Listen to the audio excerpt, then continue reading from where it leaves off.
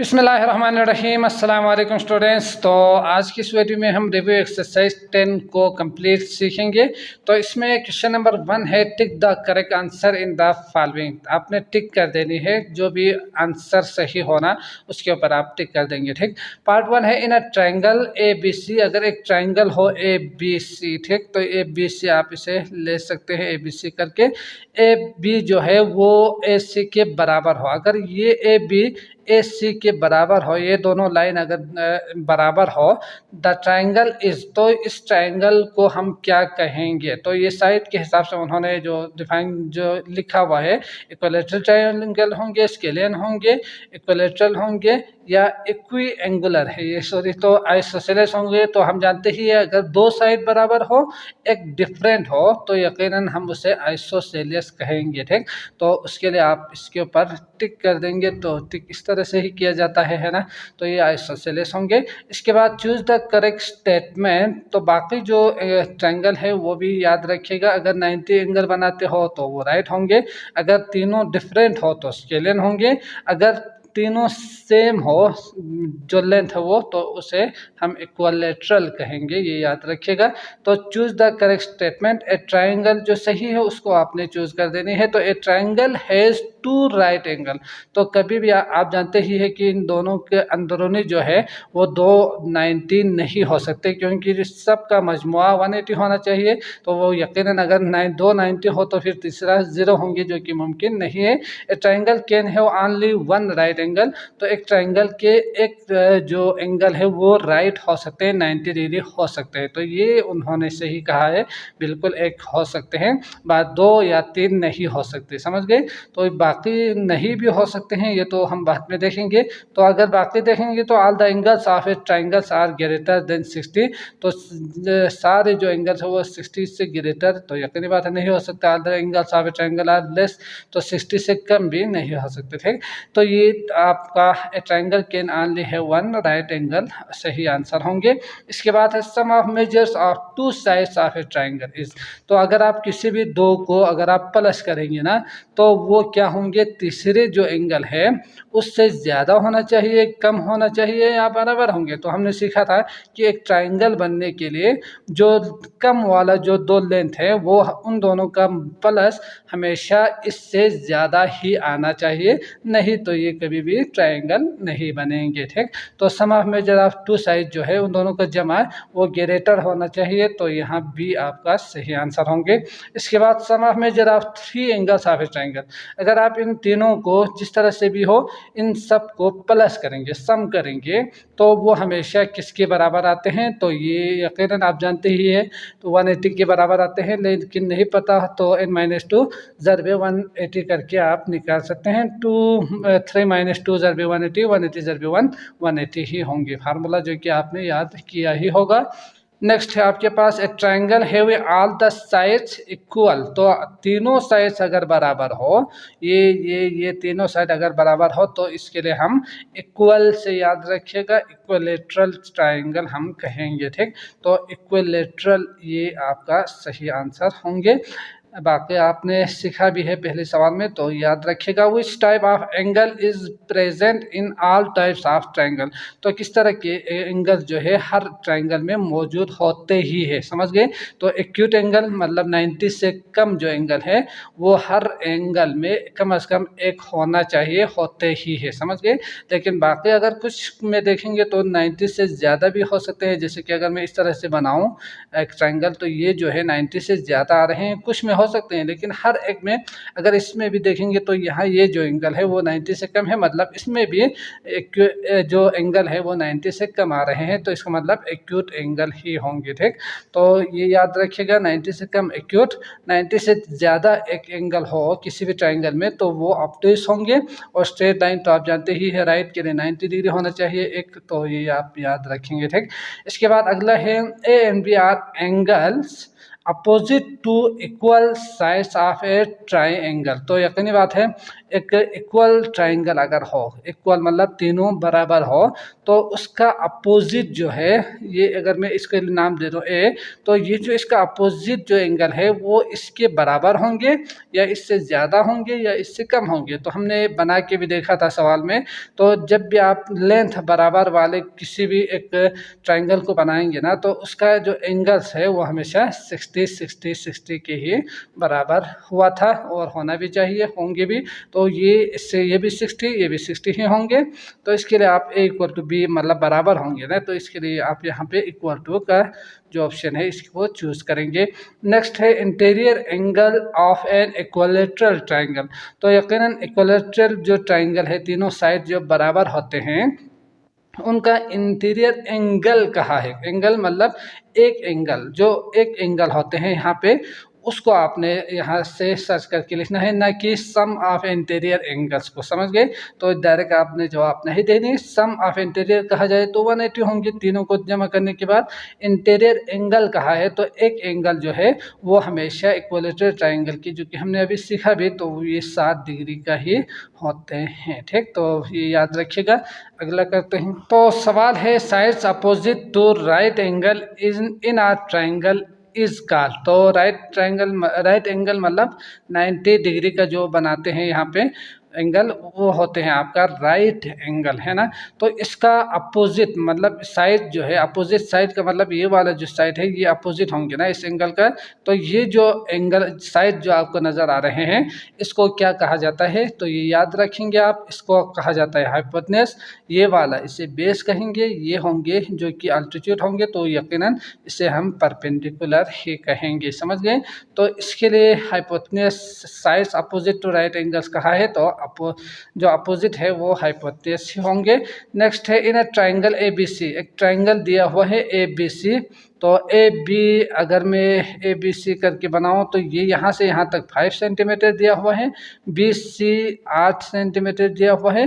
तो ए सी can not be, यहाँ से यहाँ का जो लेंथ है ना वो नहीं होनी चाहिए। कितना नहीं होनी चाहिए? तो हमने सीखा था कि sum of two measure of angle, sorry जो लेंथ ऑफ साइड है ना, वो हमेशा इससे ज़्यादा होना चाहिए, कम नहीं होनी चाहिए। तो 5 के साथ अगर हम, बाकी आप देख सकते हैं 5 को 5 के साथ प्लस करेंगे तो 10, तो ये हो सकते हैं एंगल बनेंगे। 5 को अगर आप 4.3 के साथ प्लस करेंगे तो ये भी हो सकते हैं, और 3.2 करेंगे तो 8.2 मतलब इससे ज़्यादा आ रहे हैं, ये भी हो सकते हैं। अगर 2.9 करेंगे तो 5, 6, 7, 7.9 मतलब इससे कम आ रहे हैं ना, तो ये कभी भी ट्राइंगल नहीं बनेंगे। तो ये नॉट जो है वो के नॉट वाला ये ऑप्शन सही होंगे। तो 0.9 नहीं होनी चाहिए, ये तीसरा जो लेंथ है वो। समझ गए? तो इसको आपने टिक कर देनी है। तो आई होप आपको समझ में आ चुका होगा। तो इस जो बाकी जो सवाल है उसमें यकीनन मैं कंस्ट्रक्शन करके आपको दिखाऊंगा। जो का स्टेप्स ऑफ कंस्ट्रक्शन है वो आप लिख सकेंगे, लिखिएगा। तो मैं जल्दी से इनको बना के आपको समझाने की कोशिश करते हैं। ठीक, तो क्वेश्चन नंबर 2 है, कंस्ट्रक्ट द फॉलोइंग ट्राइंगल्स। इसमें A B C D 4 parts दिया हुआ है।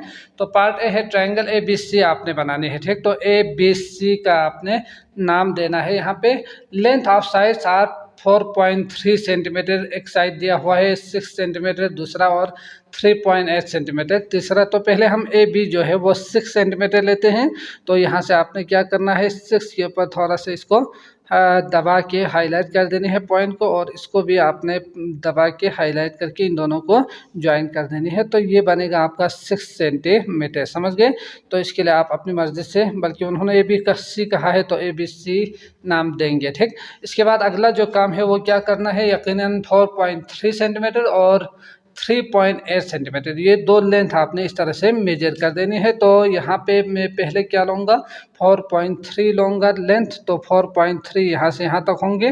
तो इसको अगर आप कम करते जाएंगे तो ये बन जाएगा आपका 4.3 का लेंथ। समझ गए? तो इसके लिए मैं यहाँ से ही कट करूँगा, आपकी मर्ज़ी जिस साइड से कट करना चाहो कर सकते हैं। तो यहाँ से मैं इसको रख के इससे आर्क ड्रा करूँगा।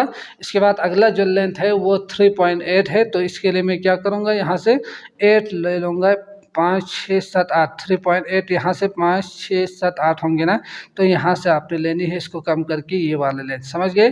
तो ये आ गया आपका 3.8। इसको आप आर्क को कट कर देंगे। कट करने के बाद जहाँ से ये कट कर रहे हैं इन दोनों को आपने इसके साथ मिला देनी है। जैसे कि मैं अगर देखूँ तो ये सी आप नाम देंगे है ना, नाम देंगे, देने के बाद इसको इसके साथ ज्वाइन कर देंगे, इसको इसके साथ ज्वाइन कर देंगे। तो ये जो ट्राइंगल जो फिगर आपको बन के नज़र आ रहे हैं इसे हम क्या कहेंगे, ट्राइंगल कहेंगे। तो इसके लिए 4.3 लिखिएगा, इसके लिए 3.8 लिखेंगे है ना। इसका कंस्ट्रक्शन आप लिख सकेंगे, लिखिएगा, जो कि हमने एक्सरसाइज में लिखा भी है, ठीक, सिर्फ नंबर्स का फ़र्क है। अगला पार्ट भी करते हैं। तो इसमें आप देख सकते हैं एक्स वाई का जो लेंथ है वो 5.6 दिया हुआ है। तो 5.6 के लिए यहाँ से आप देख सकते हैं ये होंगे आपका 5.6 और इसको आपने ज्वाइन कर देनी है यहाँ इसके साथ 0 और लेने के बाद, ठीक। तो ये पॉइंट और ये जो पॉइंट है ये होंगे आपके पास x और y, समझ गए। अब y z 4 सेंटीमीटर और एंगल y 75। तो एंगल जब दिया हुआ हो तो आपने पहले एंगल को आपने यहाँ से ड्रा कर देनी है। तो 75 का एंगल y के ऊपर आपने बनानी है। तो यकीनन आप बहुत कुछ सीख चुके हैं, मैं जल्दी से इसको बना के दिखाता हूँ। आपने क्या करना है, इसका सेमी सर्कल लेनी है यहाँ से, ठीक। तो जब आप इसका सेमी सर्कल लेंगे तो ये कुछ इस तरह से आएंगे। आने के बाद यहाँ से अगर मैं इसको काट दूँ, ऐसे यहाँ से हाफ कर दूँ, इसको कट कर दूँ, तो ये जो है 60 का बनेंगे, समझ गए। तो आगे है तो यकीनन आप इसको भी हाफ कर देंगे तो ये आएगा 120 डिग्री। और इसके साथ साथ ये 90, इन दोनों को हाफ करेंगे तो 90 आ जाएंगे।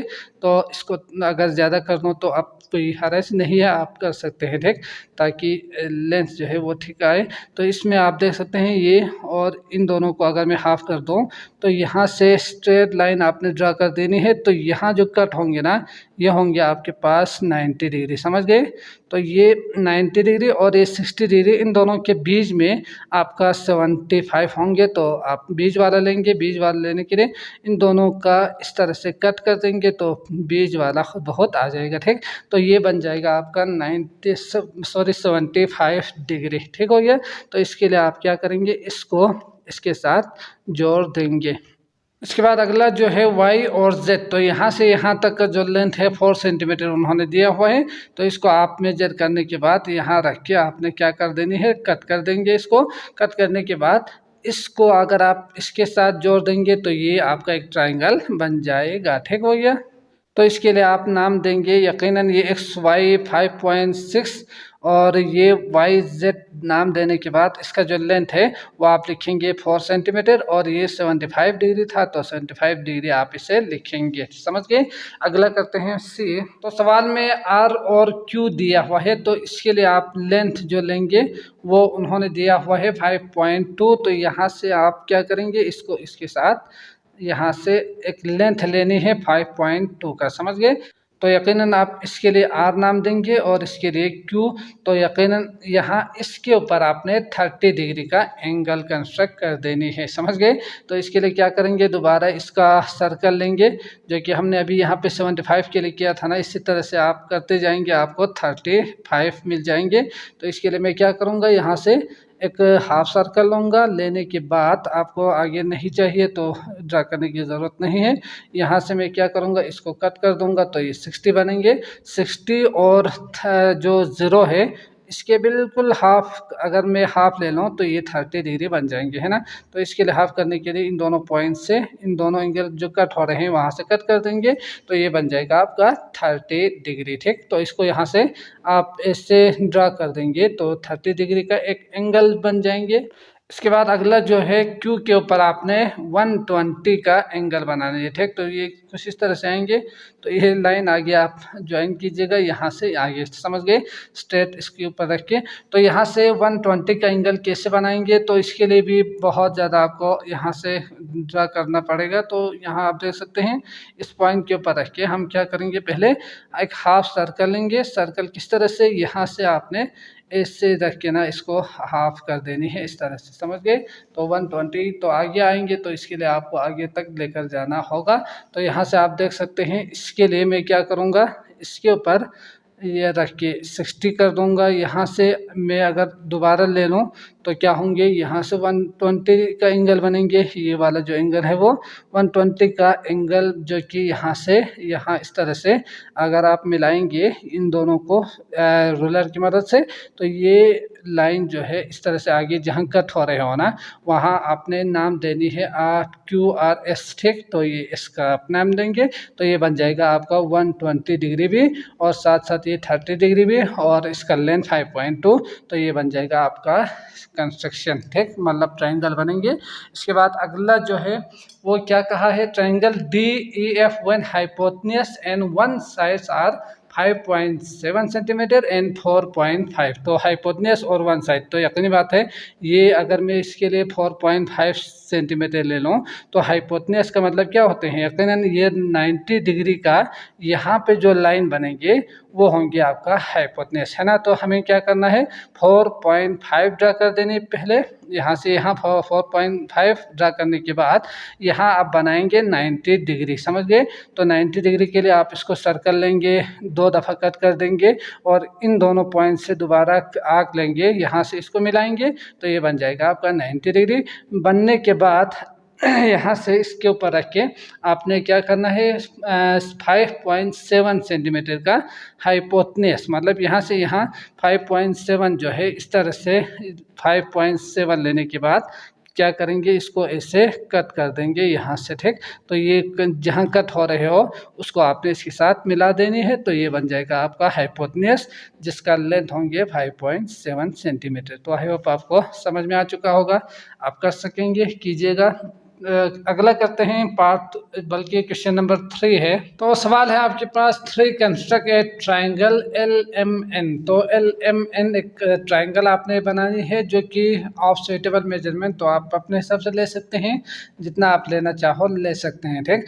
Draw perpendicular from N to LM। तो ये चीज़ याद रखिएगा, आपने एक LM ड्रा कर देनी है और उस LM जो लाइन है ना, वहाँ आपने क्या करना है, एक परपेंडिकुलर इस तरह से लाइन को ड्रा कर देनी है, ठीक। तो पहला काम ये आपने करना है। इसके बाद आपने यहाँ से यहाँ तक जो लेंथ है वो निकालनी है। तो यकीनन आप जानते ही है हम यहाँ से क्या करेंगे, लेंथ ड्रा करने के लिए एक लाइन ड्रा कर सकते हैं।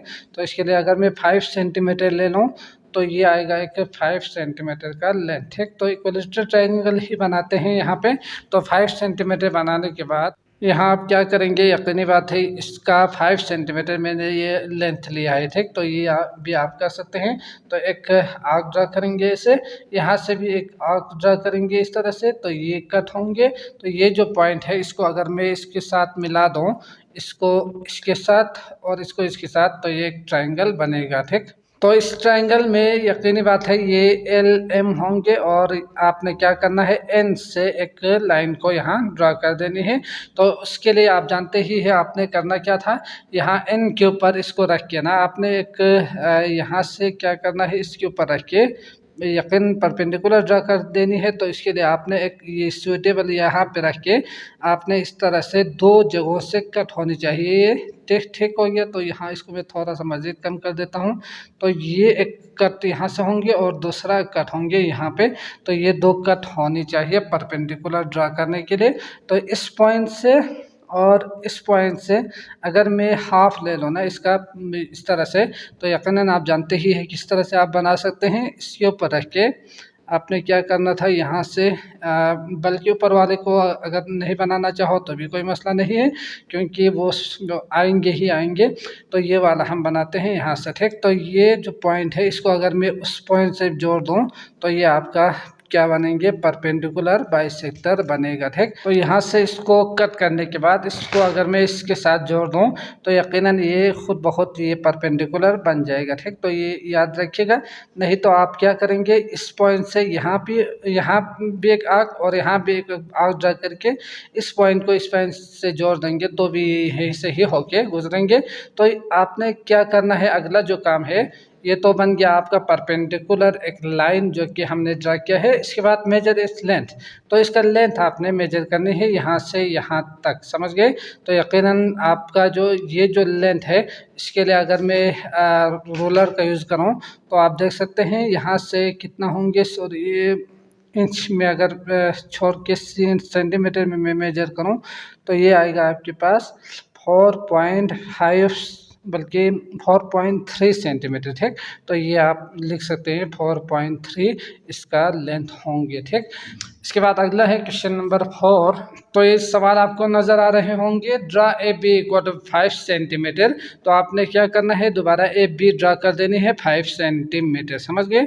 तो मैं यहाँ से क्या करूँगा, यहाँ पे ही करता हूँ, आप अच्छी तरह से करके दिखाइएगा। ठीक, तो 5 सेंटीमीटर कहाँ है, तो इसका मतलब ये होंगे आपके पास, और दूसरा ये वाला जो पॉइंट होंगे। ठीक, तो ये 5 सेंटीमीटर। इसके बाद में mark A point P outside the segment. तो यहाँ इस लाइन से आपने आउट यानी इसके अलावा आपने कहीं पर भी एक पॉइंट आपने मार्क कर देनी है। समझ गए? तो मैं यहाँ क्या करूँगा, यहाँ ऊपर कहीं यहाँ पे ही करते हैं। ठीक, तो ये आएगा आपके पास एक point and draw perpendicular from P. तो इसके लिए उन्होंने नाम दिया हुआ है पी, तो ये ए बी था। ठीक, तो लिखेंगे, लिखने के बाद यहाँ से एक परपेंडिकुलर लाइन इस तरह से आप ड्रा करेंगे। ठीक, तो अभी हमने सीखा किस तरह से करेंगे, तो मैं सरसरी बता देता हूँ, आप 1 बाय 1 कीजिएगा। तो उसके लिए यकीनी बात है, आप यहाँ स्पार्कर का यूज़ करके इसको ऐसे हाफ कट कर देंगे। ठीक, कट करने के बाद ऐसे आएंगे, आने के बाद यहाँ से आपने क्या करना है, ऐसे, और यहाँ से ऐसे कट करने के बाद इसको इसके साथ ज्वाइन कर देनी है, जो कि अभी हम यहाँ पे करके आए हैं। ठीक, तो इसको करने के बाद आपने क्या करना है, इसके लिए ये जो परपेंडिकुलर लाइन है इसका ये जो लेंथ है यहाँ से यहाँ तक, आगे जो उन्होंने कहा है prove that this perpendicular distance, ये जो परपेंडिकुलर यहाँ से यहाँ तक का जो डिस्टेंस है वो इज़ द शॉर्टेस्ट डिस्टेंस। तो ये सबसे शॉर्ट डिस्टेंस होंगे यहाँ से यहाँ तक इस ए बी लाइन के ऊपर। समझ गए?